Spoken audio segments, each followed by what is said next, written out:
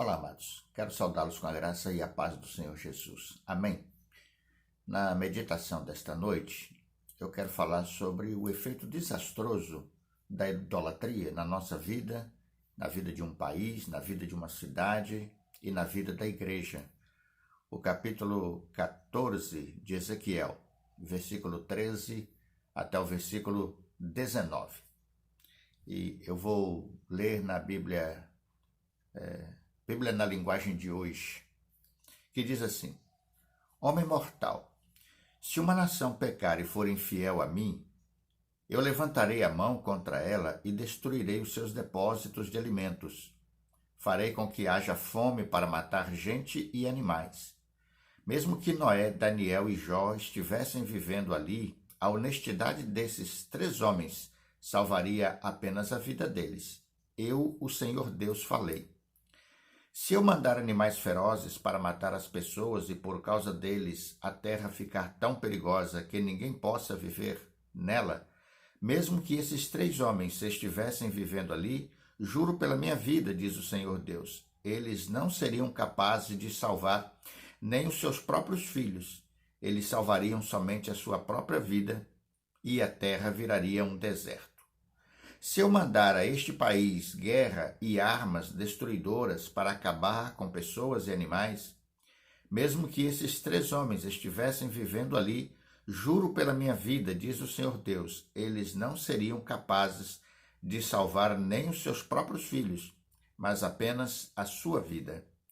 Se eu mandar uma epidemia a esse país e derramar a minha ira sobre a terra, para tirar muitas vidas, matando gente e animais, mesmo que Noé, Daniel e Jó estivessem vivendo ali, juro pela minha vida, diz o Senhor Deus, eles não seriam capazes de salvar nem os seus filhos. A honestidade deles salvaria apenas a sua própria vida. Amém? É um texto difícil, né? Um texto pesado, um texto forte. Na verdade, eu falei até o verso 19, mas eu li até o versículo 20. E considerando a pandemia que nós estamos enfrentando nestes dias, fica ainda mais pesada esta palavra, fica ainda mais forte, né? A leitura desse texto para nós. A epidemia pode ser um resultado, sim, né, de um castigo da parte de Deus, em função da idolatria, né? Quais são os danos que a idolatria pode causar na vida de uma nação, na vida de uma igreja, na vida de uma pessoa? O texto nos mostra isto, né? Ela pode causar fome, miséria, pobreza, seca. Ela pode causar doença de toda espécie que a gente puder imaginar, pragas, né? Epidemias, como diz o texto sagrado. Então, a idolatria é um pecado seríssimo contra Deus. E é preciso lembrar também, amados, que a idolatria, Deus considera ela grave no sentido de que, sendo ela praticada por seu povo, vamos dizer, no nosso caso a igreja, é uma afronta ao Senhor. As nações pagãs, por natureza, já são idólatras, né? E Deus nos leva a pregar o evangelho para que eles saiam da idolatria. Mas para a nação de Israel era uma afronta ao Senhor, né? Eu não estou dizendo que a idolatria das nações pagãs não é uma afronta a Deus. Como Deus é o Senhor de todas as coisas, acaba se tornando uma afronta. Todavia, cada nação pagã tem o seu próprio Deus. E na consciência daquela nação, eles não estão fazendo absolutamente nada de errado. Mas uma nação cristã, ou um povo que conhece o evangelho e pratica idolatria, esse povo está em afronta contra Deus, em pecado contra Deus. Então nós temos pelo menos 3 tipos de idolatria que eu quero chamar a atenção. Primeiro é a idolatria do ídolos, né? Depois idolatria ao dinheiro e depois a idolatria ao prazer. Me prendi hoje especificamente nesses tópicos. A idolatria relacionada à adoração a ídolos, imagens, né, se curvar diante delas, de veneração, é condenada pela palavra de Deus. Toda forma de reverência religiosa a qualquer símbolo, instituição, imagem de escultura, personalidades que não seja ao Senhor, Isto é considerado idolatria a Deus. E diz assim, desculpa, é considerado por Deus idolatria. Considerado por Deus idolatria, pecado contra Deus. Os 10 mandamentos, Êxodo capítulo 20, do primeiro verso até o versículo 6, condena toda forma de adoração ou de veneração à imagem de escultura. Deus falou e foi isto que ele disse: meu povo, eu, o Senhor, sou seu Deus. Eu o tirei do Egito, a terra onde você era escravo. Não adore outros deuses, adore somente a mim. Não faça imagem de nenhuma coisa que há em cima no céu, ou aqui embaixo na terra, ou nas águas debaixo da terra. Não se ajoelhe diante de ídolos, nem os adore, pois eu, Senhor, sou o seu Deus, e não tolero outros deuses. Eu castigo aqueles que me odeiam, até seus bisnetos e trinetos. Porém, sou bondoso com aqueles que me amam e obedecem aos meus mandamentos, e abençoo os seus descendentes por milhares de gerações. Então vejam bem, Deus está condenando toda forma de veneração e adoração a ídolos. Essa condenação é uma palavra específica para o seu povo, que ele acabou de tirar da terra do Egito, que durante muitos anos aprenderam ali a adorar os deuses do Egito. Eles não conheciam o Senhor, mas eles sempre pertenceram a Deus. Eles foram para lá em função de várias situações, inclusive o pecado. Então eles se tornaram escravos por mais de 400 anos ali no Egito. Toda esta geração que saiu do Egito não conhecia o Senhor, exceto Moisés, que foi instruído pelo próprio Senhor.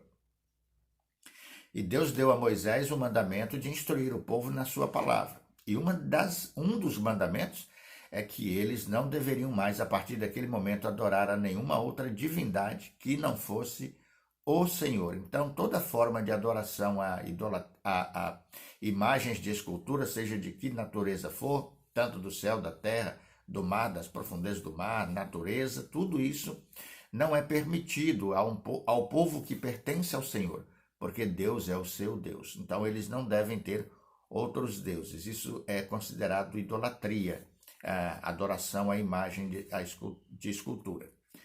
Mateus capítulo 6, nós vamos agora tratar rapidamente também de idolatria ao dinheiro.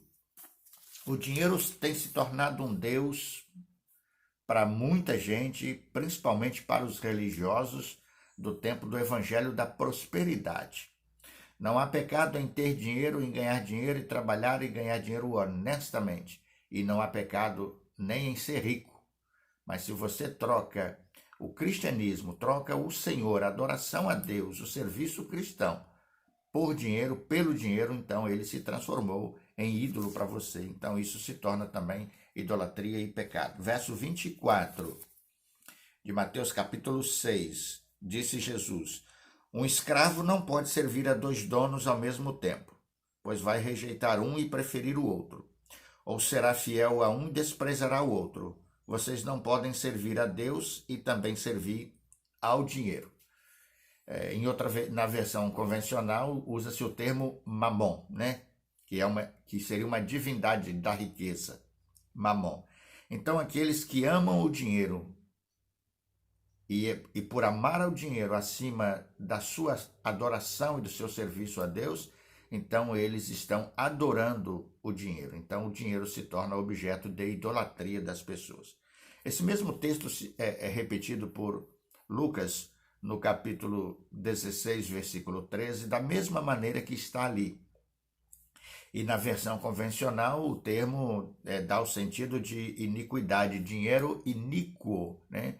São aqueles que enriquecem, mas enriquecem de maneira injusta, desonesta. É o ganho desonesto. Então, quem ganha dinheiro de forma desonesta passa a ser um idólatra, porque ele passa a adorar o dinheiro. Os que ganham dinheiro de modo correto, digno e honrado, valorizam a integridade, o caráter, a honestidade e valorizam o trabalho. E esses, então, são aqueles que aprendem a amar e servir a Deus corretamente.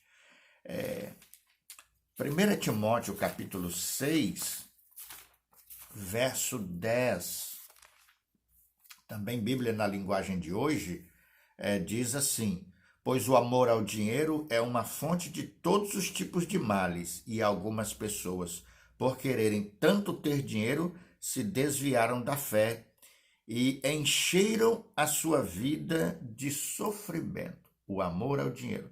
Então, amar o dinheiro se torna um ato de idolatria. Você deve ter dinheiro e deve trabalhar para ter dinheiro e ganhar dinheiro de forma honesta, digna e honrada, e usar esse dinheiro para o seu bem, né?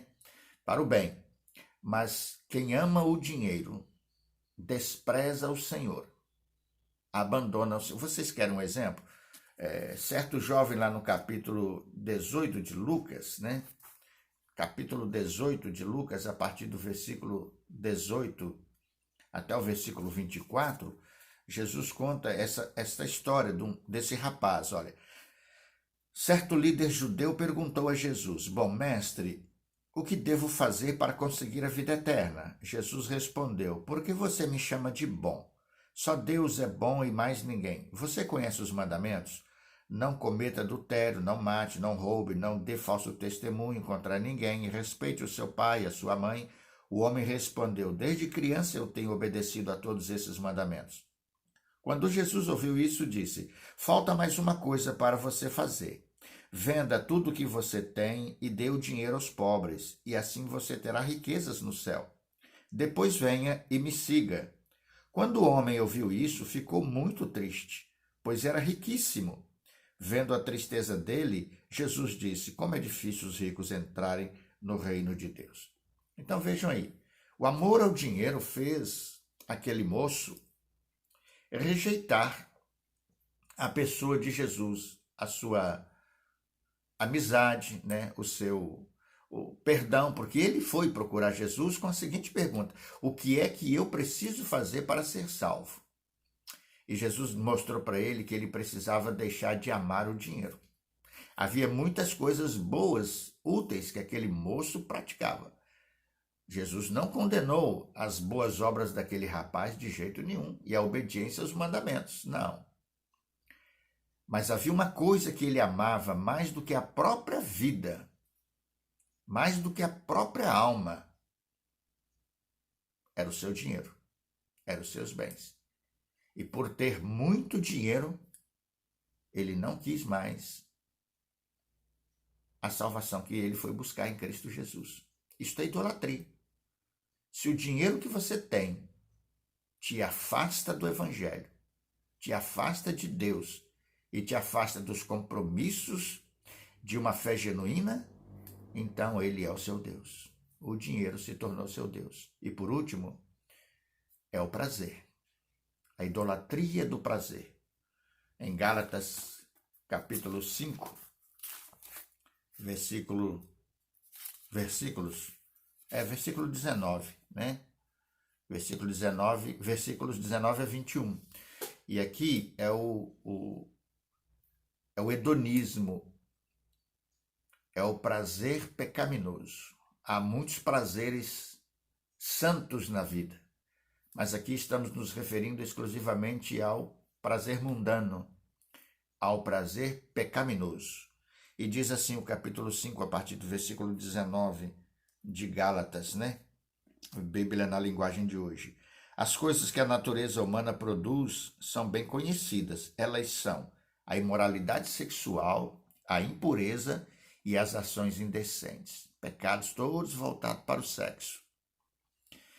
Adoração de ídolos, feitiçarias, as inimizades, as brigas, as ciumeiras, os acessos de raiva, a ambição egoísta, a desunião, as divisões, as invejas, as bebedeiras, as farras e outras coisas parecidas com essas. Repito o que já disse: os que fazem essas coisas não receberão o reino de Deus.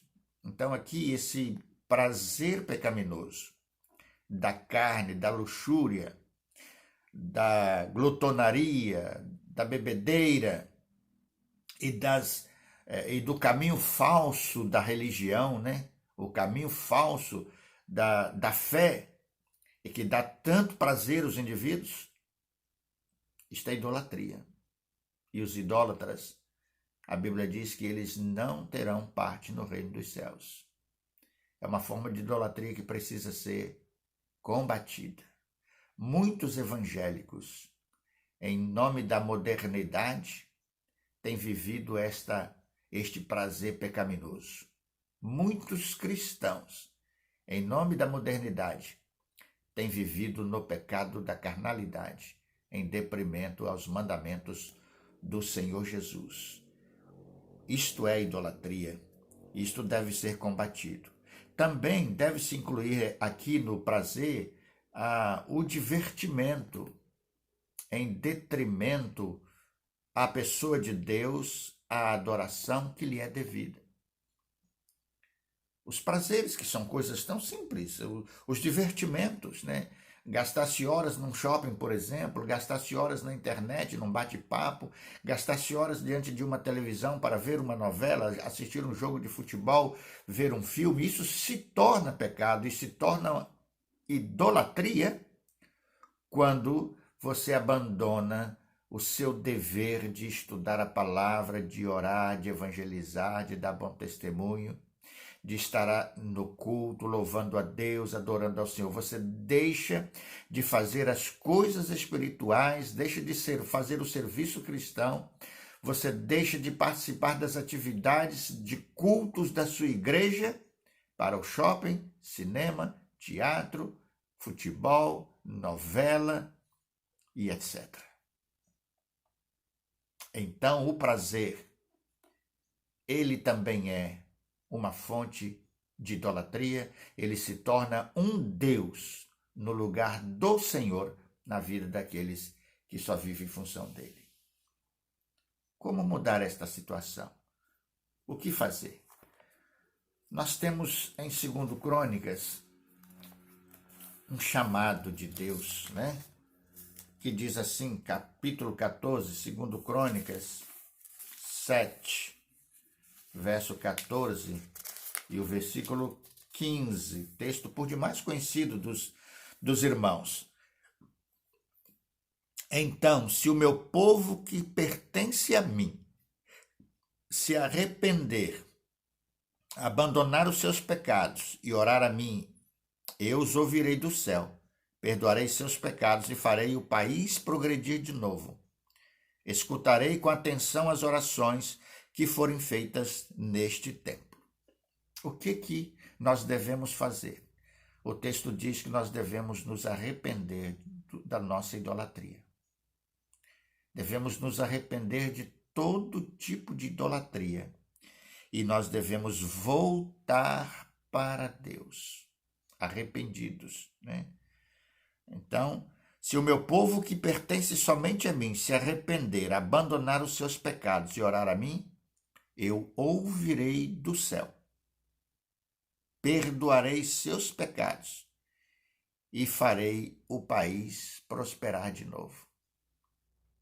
O que pode ajudar o Brasil nesta crise de pandemia e econômica é o arrependimento do povo de Deus, é a humilhação do povo de Deus, em oração, confessando os seus pecados, pedindo perdão, deixando a idolatria, se voltando inteiramente para Deus. E Deus vai perdoar o pecado do povo e vai abençoar o nosso país, a nossa nação, a nossa igreja, a nossa família, a nossa vida. Arrependa-se, peça perdão da sua idolatria, ore a Deus, confesse esse pecado e volte para o Senhor. Que Deus nos abençoe, em nome do Senhor Jesus. Amém? Deus abençoe os amados irmãos.